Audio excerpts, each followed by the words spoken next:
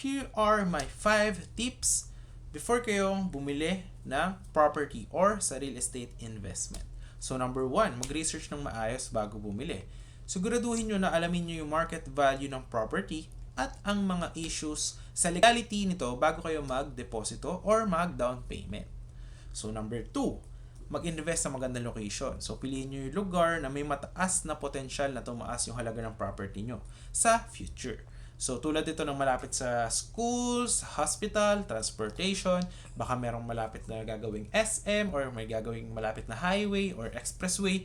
So napakaraming pwedeng maging opportunity sa pagtaas ng property na to.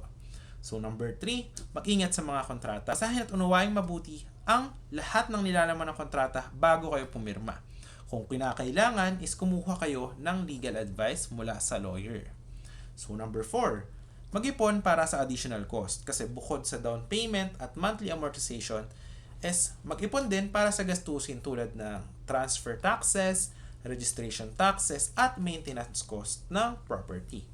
Number 5, konsultahin ng mga eksperto. So humingi ng payo mula sa real estate agent, financial advisor, abogado upang matiyak na tama ang pagbili or ang decision mo sa pagbili ng property. Pwede rin kayo mag-ask sa mga parents nyo or family na meron ding mga ibang investment sa real estate. Ito lamang ay ilan sa mga mahalagang tip para sa mga naghahanap ng property o nag-iisip na mag-invest sa real estate. So yun lang guys for now. See you in the next video.